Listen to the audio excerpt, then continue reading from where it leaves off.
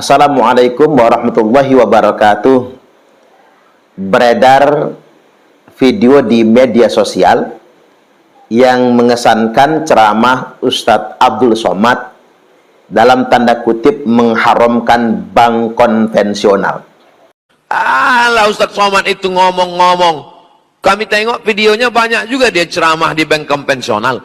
Saya kalau diundang di bank konvensional saya datang, saya ceramah. Tapi yang saya ceramahkan situ, bekerja di sini duitnya haram, makan haram semua sudah.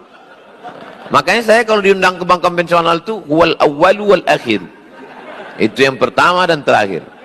Habis itu tak ada diundang orang itu lagi.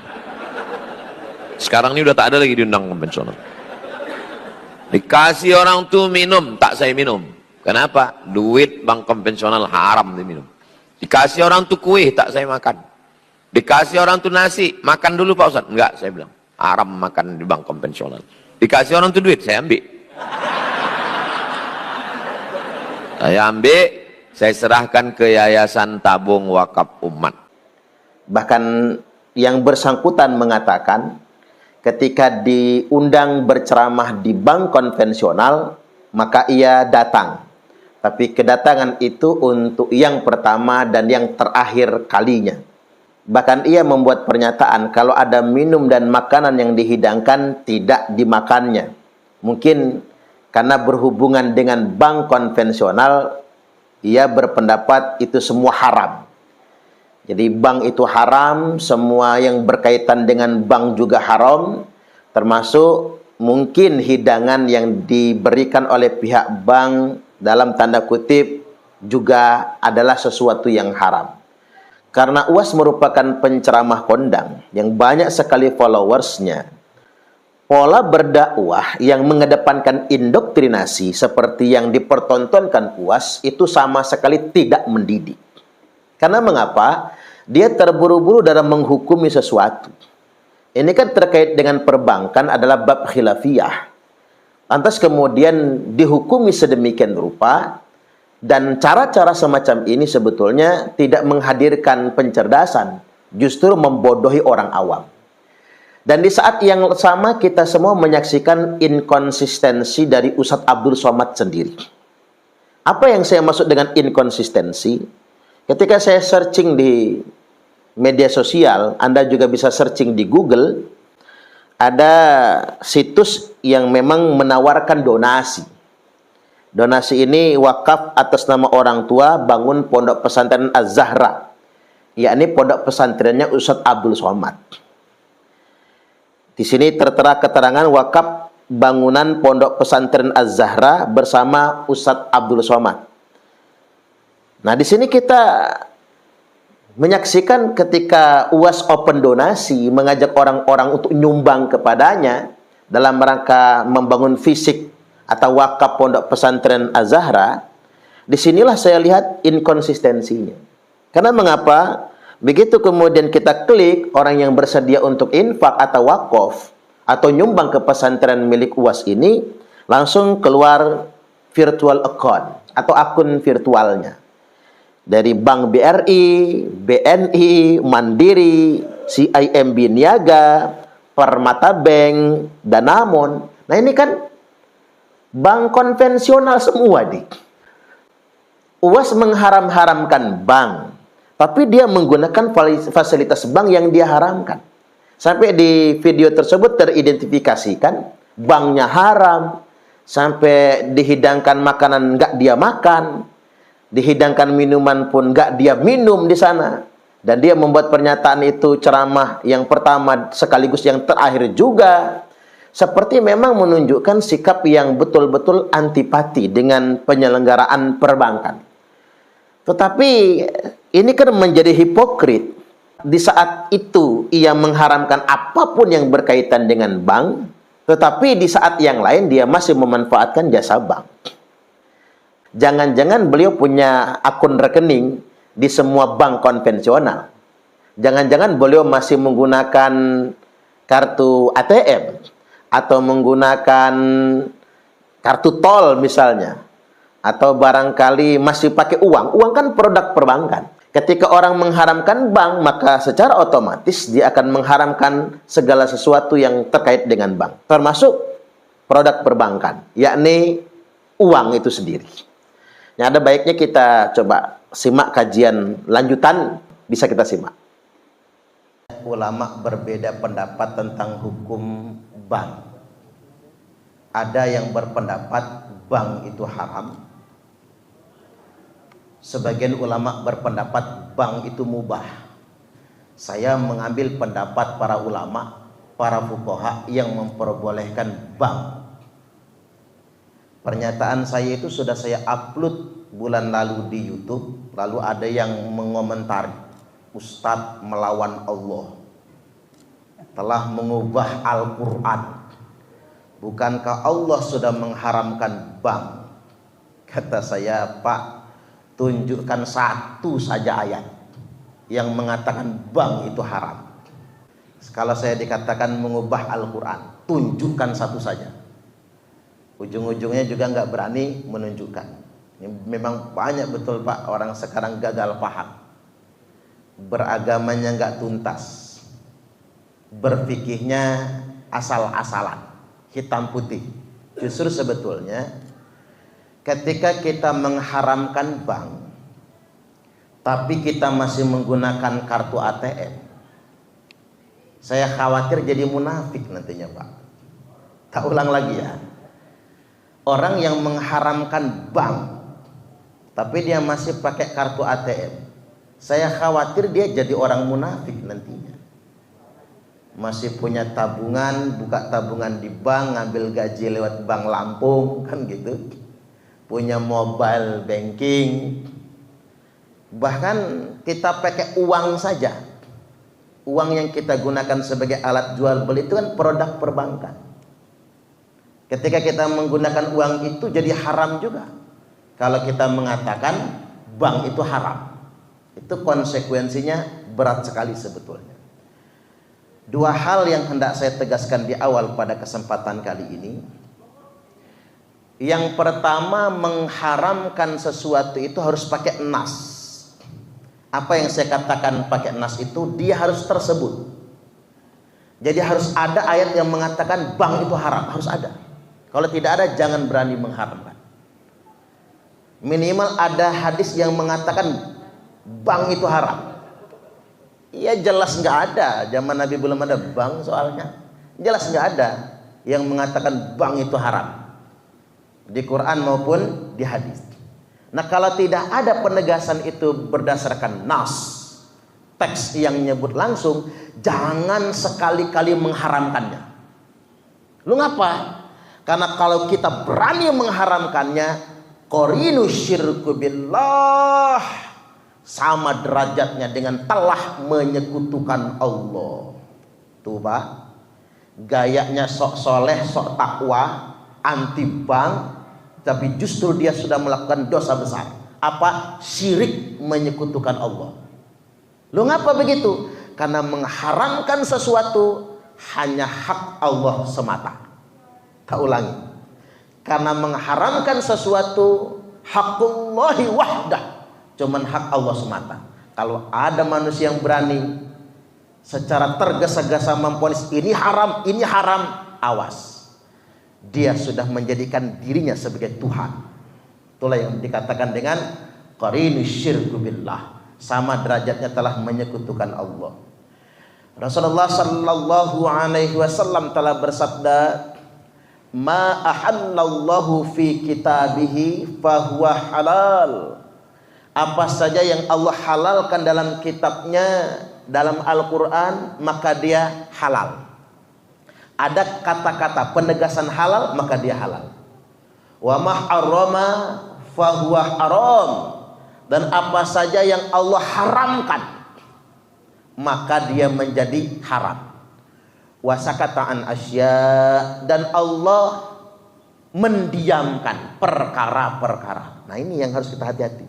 Sesuatu yang Allah tidak tegaskan halal, sesuatu yang Allah tidak tegaskan haram, berarti itu adalah perkara yang Allah diamkan. Fahuwa afiyah, maka itu perkara yang dimaafkan.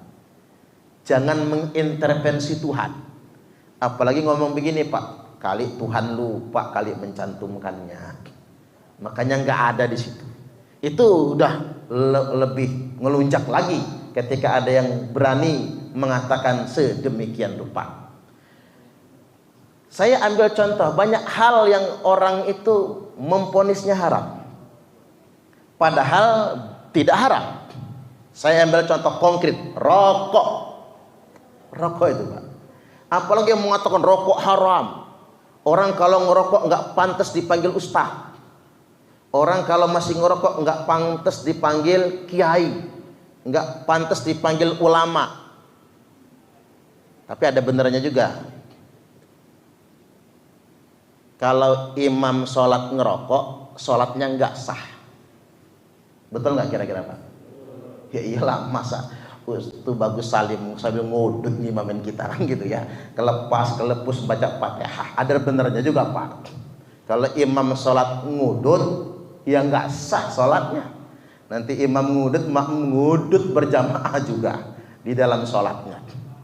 Tapi menurut saya pernyataan orang nggak pantas jadi ustadz, jadi kiai, jadi ulama, jadi imam sholat kalau masih ngerokok, itu pernyataan yang batil, membuat umat ini nggak percaya sama kiai nantinya. Kiai ngudut semua soalnya, ustadz ngerokok semua soalnya. Nah, dia sudah mendahului Allah itu. Dia sudah bikin hukum sendiri. Itu yang disebut dengan menetapkan hukum berdasarkan hawa nafsu. Hati-hati loh. Seperti yang saya katakan di awal tadi, selip dikit dia syirik menyekutukan Allah karena sudah menuhankan dirinya sendiri. Saya ini bukan ngebela rokok, Pak, karena saya juga nggak ngerokok. Saya ini seumur hidup seisep aja belum pernah ngerokok itu, seumur hidup. Jadi kata orang, Ustadz berhenti ngerokok. Bukan berhenti, kata saya, emang belum pernah ngudut walaupun seisep. Walaupun saya tidak mengharamkan rokok. Mengapa saya tidak mengharamkan rokok? Gampang saya jawabnya, karena Allah tidak mengharamkannya, karena Rasulullah tidak mengharamkannya. Kan rokok itu ada mafsadatnya. Semua yang ada mafsadat belum tentu haram. Kalau yang haram pasti mengandung mafsadat, kerusakan. Tapi yang mengandung mafsadat belum tentu haram. Saya ambil contoh, orang makan mie instan sehari sekali saja, Pak, tapi rutin tiap hari, itu mafsadatnya luar biasa, lebih bahaya dari rokok. Tanya sama dokter. Bapak-bapak di sini ini ada yang ngudut sehari 3 bungkus kan? Ada kan? Tapi nggak mati-mati kan, Pak? Malah panjang umur kan? Saya ketemu orang, Pak, yang ngerokok 3 bungkus sehari, ngopi 1 teko, umurnya 80 tahun. Nah, gua nggak mati-mati kata dia. Jadi pernyataan rokok itu membunuhmu fitnah juga kata dia, memfitnah rokok. Kalau rokok bisa protes di akhirat, protes dia, Pak, dituduh bunuh manusia. Tetapi orang makan mie instan sehari sekali itu bahaya sekali, sangat bahaya. Apa mie instan jadi haram? Kan tidak, kan begitu. Kemudian saya ambil contoh sederhana, minuman energi, nggak usah nyebut merek ya, Pak, karena mau kita upload di YouTube. Berbagai macam minuman energi, baik yang botolan maupun yang sasetan. Sehari 1 saset saja Bapak Ibu minum minuman energi, tunggu kerusakan pankreas. Bentar lagi diabetesnya akan jadi penyakit karena rusak pankreasnya, atau gagal ginjal. Jadi minuman energi 1 saset saja per hari, harganya paling cuma Rp1.000. Itu sangat berbahaya. Tapi ada nggak yang mengatakan haram? Orang kampanye larangan merokok, tapi nggak pernah mengkampanyekan larangan meminum minuman energi. Padahal itu lebih berbahaya sekali ketika kita konsumsi rutin. Tetapi mengapa kita tidak memvonisnya haram? Karena tidak ada ketetapan haramnya. Tidak mesti yang mengandung mafsadat itu pasti haram. Saya ambil contoh sederhana, pestisida. Pestisida itu kan racun ya, Pak. Apakah pestisida haram? Enggak. Karena kalau pestisida haram, haram diperjualbelikan. Kita kalau mengharamkan pestisida, maka haram diperjualbelikan. Tidak boleh dia. Pestisida itu enggak haram, tapi jangan diminum. Minumnya yang haram, Pak, bukan pestisidanya. Minumnya yang haram. Karena itu bunuh diri namanya. Man qatala nafsah, barang siapa yang membunuh dirinya, finnari jahannama khalidan mukhalladan fiha abada. Dimasukkan ke dalam neraka jahanam, dikekalkan selama-lamanya. Jadi yang diharamkan itu penyalahgunaan pestisidanya. Makanya narkoba itu, narkotika dan obat-obat terlarang, itu enggak haram zatnya. Yang haram apa? Penyalahgunaannya. Nah itu. Makanya hanya dokter yang bisa menggunakannya. Mengapa dokter enggak masuk penjara ketika dia menggunakan narkotika? Kan begitu. Mengapa dia tidak masuk penjara? Karena digunakan untuk kepentingan medis. Kan begitu. Jadi yang dilarang itu penyalahgunaannya, bukan zatnya. Yang haram berdasarkan zatnya itu apa? Babi, sebut dalam Quran. Khomer, disebut dalam Al-Quran. Babi itu mau sehat kayak manapun, udah dihilangin cacing pitanya, nggak bakal ada barangkali. Udah disate, dibikin babi guling misalnya kan Pak. Karena hukumnya disebut haram, maka dia haram. Nah ini penting, kaidah seperti ini harus saya sampaikan. Jadi jangan mentang-mentang sesuatu itu nggak kita suka. Jangan mentang-mentang sesuatu itu mungkin mengandung keburukan, mengandung kerusakan tertentu, ada potensi keburukan ketika kita menggunakannya. Tidak perlu mengatakan haram. Paling banter omongkan saja subhan. Makanya para ulama ketika dihadapkan dengan sesuatu yang nggak ada kepastian nas, nggak ada vonis Allah mengharamkannya atau Allah mengkonfirmasi kehalalannya, nggak ada. Maka para ulama berhadapan dengan sesuatu yang dia tidak suka, minimal dia akan mengatakan saya membencinya, saya tidak menyukainya. Paling banter begitu. Nggak berani ngomong haram, karena mereka tahu, para ulama tahu kalau mereka mengharamkannya itu sama derajatnya dengan menyekutukan Allah. Kaidah ini penting untuk kita pegang. Baik, saya masuk ke bab riba dan bank. Kalau riba haram jelas ada di Quran. Tapi apakah bank itu riba? Belum tentu. Nah ini yang harus kita garis bawahi. Kita harus ngerti dulu betul apa riba. Kembali ke hukum asal saja Bapak Ibu. Kita ngaji fikih bener ini Pak. Jadi jangan ngaji di media sosial. Semua pembahasan tentang bunga bank itu, tentang riba sudah takrif semua. Sudah pengertian, sudah penafsiran, sudah kesimpulan manusia, bukan hukum. Jadi faslun war riba fid dhahabi wal fiddati wal mat'umat. Pasal riba itu hanya berlaku pada emas, perak dan makanan pokok.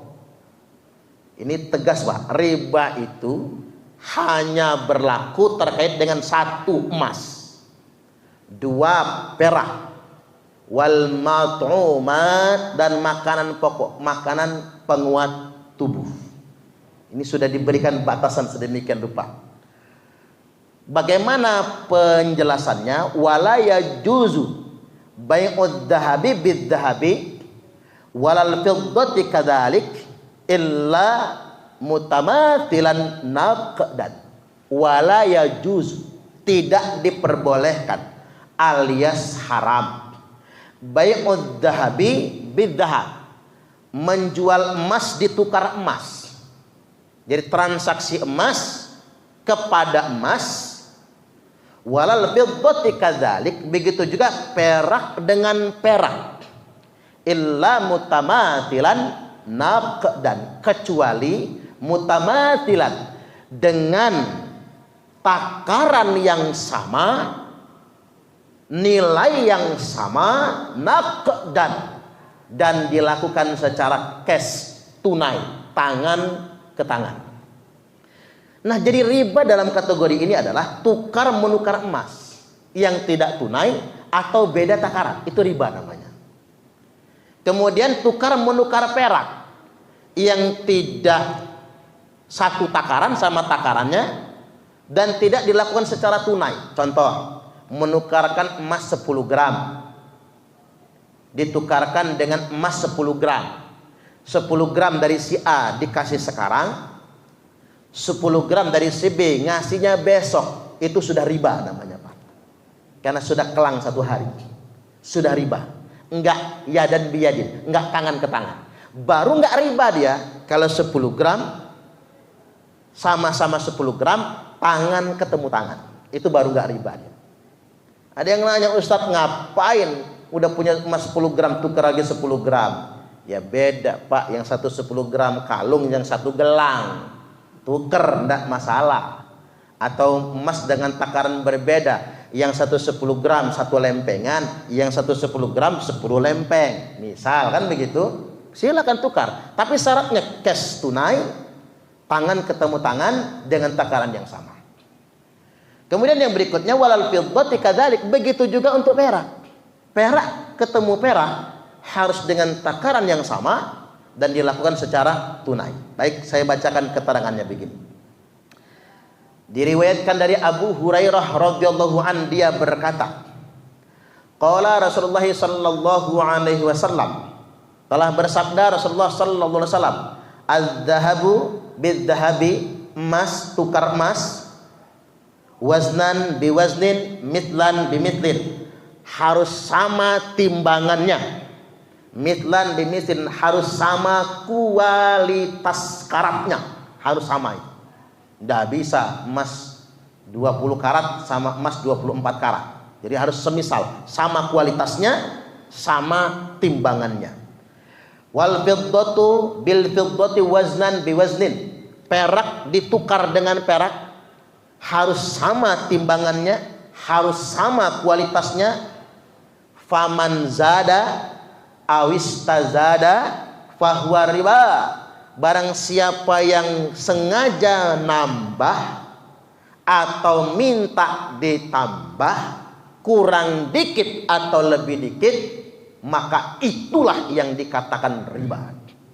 Sayang Pak, hadis ini terkait dengan tukar menukar emas dan perak, tapi digunakan untuk dalil mengharamkan bank. Makanya menurut saya menggunakan faman zada awistazada fahuwa riba, menggunakan kalimat ujung ini untuk mengharamkan bank, itu manipulasi ajaran Islam. Makanya banyak Pak, Bapak kan heran kan, mengapa zaman sekarang Bapak Ibu banyak orang ngutipnya hadis tapi agamanya radikal, ngutipnya ayat tapi mengkafirkan orang, karena mereka mencomot Quran dan hadis hanya sepotong-sepotong saja, sepotong lalu dieksploitasi, lalu dengan ayat yang sepotong, hadis yang sepotong, dia akan mengkafirkan orang lain, bahkan mengharam-haramkan negara ini Pak, termasuk mengharam-haramkan Pak polisi itu, menghalal-halalkan darah. Itu mereka, karena beragamanya sepotong-sepotong. Saya dengar sering betul teman-teman saya dewek kalau ceramahin tentang bank haram, padahal dia mobil apaan saja ngirit ke leasing Pak, ngomong bank haram tapi mobilnya cicilan. Apa dia nggak bohong sama dirinya sendiri? Kan begitu. Hadisnya selalu ini, paman zada awis tazada fahuwa riba, barang siapa yang menambah atau minta ditambah maka riba. Padahal hadis ini terkait dengan tukar menukar emas dan perak. Dan sudah saya katakan tadi, terkait dengan riba ini hanya berlaku 1 emas, 2 perak, 3 makanan pokok. Hadis ini tercantum dalam kitab Sahih Muslim nomor hadis 1588. Kemudian ada keterangan dari Abu Sa'id Al-Khudri, ada kalimat yadan biyadin, cash, tangan ketemu tangan, tidak boleh tempo sama sekali kalau tukar menukar emas, perak dan makanan tersebut. Selanjutnya, wala bai'u mabta'ahu hatta yaqbidah, enggak boleh menjual sesuatu yang belum dalam kuasa kita, yang belum milik kita. Ngejualin kebon sama orang, kita ngejual kebon sama si A, udah transaksi sama si A, padahal kebon bukan punya kita, kebon punya si B, enggak boleh. Apalagi belum sepenuhnya dalam genggaman kita, enggak boleh. Makanya harus hati-hati juga jual beli itu ya. Jangan sampai kemudian kita menguasai hak orang lain, menjual milik orang lain padahal itu bukan milik kita, atau belum sah menjadi milik kita. Terutama makelar Pak, hati-hati makelar itu. Makelar itu suka ngerusak pasaran soalnya sih ya. Orang jualnya berapa, dibuatnya berapa. Makelar tuh boleh kalau dia cuma minta fee ke pembeli atau ke penjual, kan begitu. Boleh. Mau dijual berapa nih? 100 juta. Kalau saya carikan pembeli ya, Tapi kalau laku 100 juta atau lebih, saya dikasih fee jasanya 2,5%. Silahkan, silahkan, boleh. Ini mah enggak. Ini kebun mau dijual berapa? 100 juta. Ya udah tak jual. Dia ngejualnya 200 juta, Pak. Dikasih sama penjual 100 juta. Itu namanya sekilit dan penipuan, itu namanya. Enggak boleh yang begitu, haram hukumnya. Tetapi kadang-kadang juga begini, mengapa maklar banyak sekilit? Karena yang ngejual sekilit juga. Pokoknya kalau laku, lu gua kasih kalah 2%-nya, umpama. Begitu laku, udah transaksi, Pak. Apa kata penjual? Kamu nanti ya minggu depan, tak kasih bener. Minggu depan di WA nggak jawab, malah diblokirnya, Pak. Itu yang bikin maklar sebel banget tuh sama penjual. Udah ditolongin, bukannya terima kasih, malah kena blokir. Itu jangan pola yang begitu. Kita harus konsisten ya. Kemudian yang berikutnya, wala bai'ul lahmi bil hayawan. Tidak boleh menjual daging ditransaksikan ke hewan, itu riba. Enggak boleh. Misalnya kambing, kira-kira kalau daging itu ada 10 kilo lah, ditukar ke daging 10 kilo, enggak boleh. Satu hewan hidup, satu daging sudah siap dimasak, enggak boleh. Walaupun mungkin secara nilai sama, mungkin ya, secara nilai sama, tapi enggak boleh. Itu termasuk riba. Jadi daging ditukar dengan hewan hidup. Kemudian yang berikutnya, wa yajuzu bai'udz dzahabi bil fiddati mutafadilan naqdan. Boleh menukarkan, mentransaksikan emas dengan perak. Nah, silang kan? Yang enggak boleh itu emas dengan emas, perak dengan perak. Kecuali sama dan cash. Boleh emas silang ke perak, mutafadilan dengan takaran yang berbeda, dengan nilai yang berbeda. Udah jelas nilainya beda ya, Pak. Udah jelas emas dan perak. Karena memang nilainya beda, takarannya pasti berbeda juga. Tapi syaratnya naqdan, harus tunai juga. Misalnya emas 10 gram ditukar dengan perak 1000 gram. Tapi peraknya besok, riba, nggak boleh. Itu riba.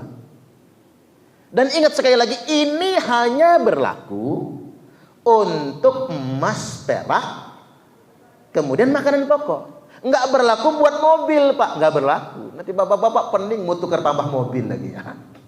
Mobil Avanza tukar Innova. Waduh, haram. Karena ngapa? Nggak mutamatilan. Ya enggak dong. Mobil Avanza sama Innova itu kan bukan emas dan perak, kan begitu. Dia kaleng aluminium, fiber sama besi, beda kan? Untung nggak nyebut besi di sini. Kalau nyebut besi, tukar menukar mobil nggak boleh juga. Walaupun tukar tambah kan begitu kan? Jadi ini jangan digeneralisir. Hukum agama ini jadi rumit karena orang suka mengeneralisir. Tadi saya ambil contoh itu. Barang siapa yang menambah atau minta ditambah riba, digeneralisir, nggak boleh. Sama, tukar menukar yang diharamkan itu terkait dengan emas sama emas, perak sama perak, padi sama padi, kan begitu kan? Tidak secara tunai, tapi tidak berlaku kepada selain itu. Tukar menukar mobil, termasuk tukar menukar HP misalnya, tukar tambah lah istilah kita itu, boleh. Tukar menukar kebun silahkan, kecuali 3 perkara itu tadi. Selanjutnya, wa kadzalikal mat'umat, begitupun juga makanan pokok kayak gandum, kurma, beras, jagung ya Pak, itu tidak boleh. Termasuk garam juga, ulama juga memfatwakan garam. Makanya garam itu adalah produk yang harganya dilindungi negara. Kalau dalam bahasa hadis, hanya Allah dan Rasulnya yang boleh menentukan harga garam. Kalau dalam bahasa kitanya apa Pak? Pemerintah. Yuk garam kalau 1 kilonya 20.000 Pak, apa jadinya negara ini nanti ya? Garam itu sederhana kan gitu ya, tapi itu produk yang dilindungi oleh Allah dan Rasulnya. Jadi kembali lagi bahwasanya tukar menukar makanan pokok. La yajuzu bai'ul jinsi minha bimithlihi illa mutamatilan naqdan. Tidak boleh menukar sesama makanan pokok sejenis. Beras ditukar dengan beras. Kecuali mutamatilan, sama kualitasnya, sama takarannya, timbangannya kan begitu, sama literannya, naqdan, dan itu pun dilakukan secara tunai. Tangan ketemu tangan. Nggak boleh beras 10 kilo ditukar dengan beras 10 kilo, tapi yang 10 kilo hari ini tukerannya besok. Nggak boleh, karena dia nggak nakdan, nggak tunai, nggak ya dan biyadi. Nah, ini penting. Nah, satu lagi, riban nasi'ah. Riban nasi'ah atau ribal jahiliyah selain riba fadl ini adalah bahasa fikihnya begini. Saya bacakan aja bahasa fikihnya biar anak. Yakni si A, seseorang pinjam sama uang sama seseorang, pinjam uang dengan jatuh tempo disepakati 1 bulan. 1 bulan nih Pak, jatuh tempo disepakati 1 bulan. Ketika sudah mendekati 1 bulan, yang menghutangi ngomong sama yang berhutang, udah mau limit nih 3 hari kemudian, imma ang taqtadini au azida alaika. Lo mau bayar utang nggak besok tanggal jatuh tempo? Misalnya tanggal 13. Besok tanggal 13 jatuh tempo utang kamu. Lo mau bayar nggak? Mau bayar sama saya, au azida alaika, atau hutangmu akan aku lipat gandakan. Nah, itulah yang disebut riba. Melipat gandakan jumlah hutang setelah jatuh tempo tidak terbayar. Kita nyebutnya rentenir. Kedoknya koperasi. Koperasi itu Pak ada 2 macam. Ada koperasi beneran, ada yang kuperasi. Kuperasi ini banyak nih. Bank pelecit Pak, bank pelecit itu. Bank keliling. Sebetulnya begini. Koperasi bank pelecit itu kan praktek bank gelap. Itu pidana ekonomi sebetulnya Pak. Melanggar undang-undang. Kita berharap Pak Polisi ke depannya harus ada Densus rentenir, harus ada itu. Ini sekarang ada Densus 88 Pak, khusus tuh, khusus nanganin teroris kan gitu. Ada lagi BNN, khusus narkoba. Ada Krimsus, ada divisi cybernya, khusus kejahatan dunia maya.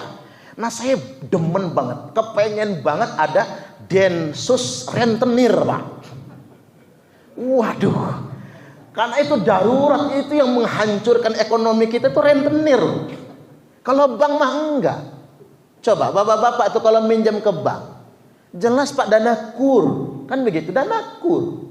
Itu mah enggak ngambil untung, bank itu cuma duit biaya administrasi saja itu. Tapi kalau bank pelecit, minjam 1 juta, yang dikasih ke konsumen itu 800.000. Bukan pencairan 1 juta, udah dipotong 200. Tapi bayar nanti 1.300.000. Gimana cara ngitungnya kayak mana itu? Gimana nggak bangkrut orang? Itu pun tempo cuma sebulan. Nah Bang, kita kita beli mobil pakai leasing Pak. Bisa 6 tahun, 5 tahun, kan begitu. Dengan margin dapat 0,5%, 0,7%. Nah, bank pelecit 30%, 20%, udah jelas itu. Makanya saya berharap betul ada Densus rentenir. Aneh juga kan begitulah.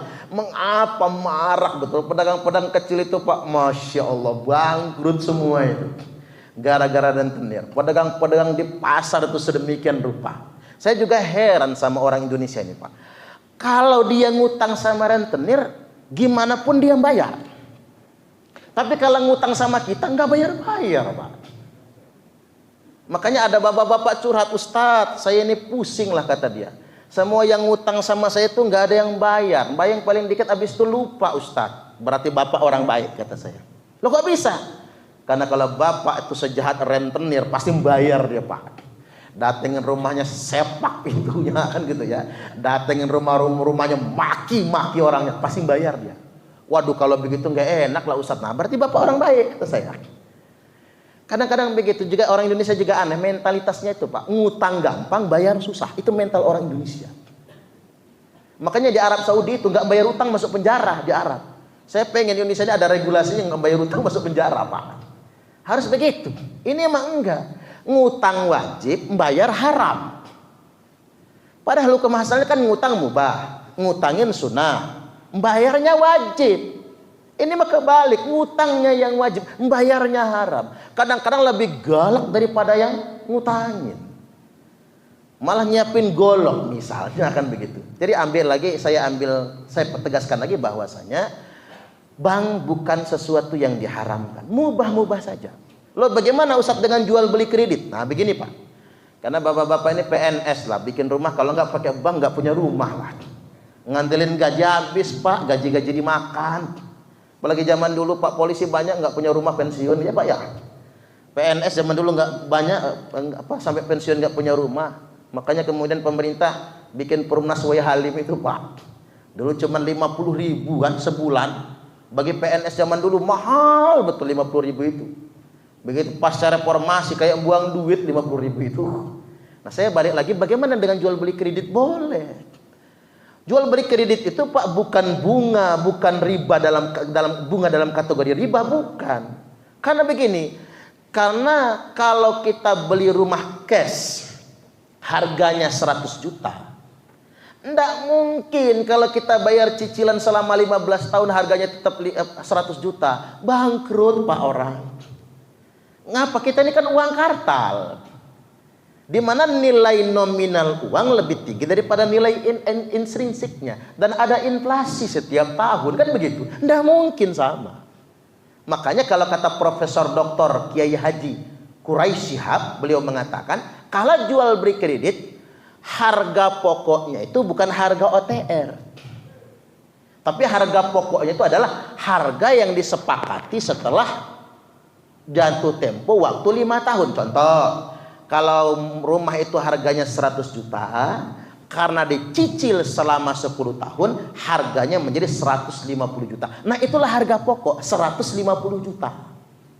Makanya kalau Bapak Ibu ke bank syariah, nih ke bank syariah Pak, beli rumah pakai bank syariah, begitu sebulan 2 bulan habis akad udah nyicil nih 3 juta ya, udah 5 bulan datang ke bank syariah, saya mau melunasi rumah saya.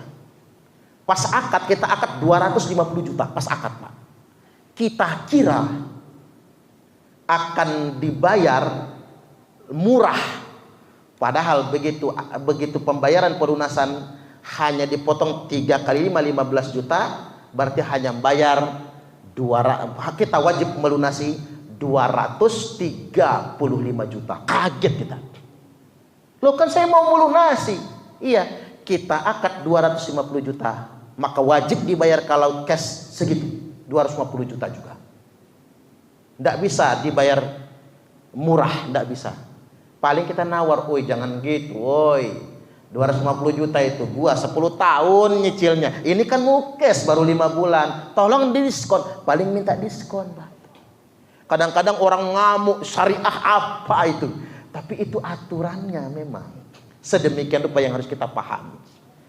Jadi sekali lagi, kalau kita jual beli mobil pakai bank, jual beli mobil pakai rumah, kan begitu, harga pokoknya, harga pokok utang bukan harga nominal mobilnya itu. Begini, saya ambil contoh, Innova harga 500 juta, itu kan harga dealer ke leasing Pak. Yang 500 juta itu leasing, belinya ke dealer 500 juta leasing. Nah leasing jualnya ke kita, ya karena 5 tahun nggak mungkin 500 juta, dibuatnya lah 700 juta. Nah berarti kewajiban pokok utang yang kita bayar adalah 700 juta. Kalau kita ingin melunasi lebih awal, maka lebih baiknya minta diskonnya, nanti didiskon. Berarti pemberian pihak penjual kepada kita. Baik, demikian sampai di sini kita buka tanya jawab. Saya persilahkan kalau ada.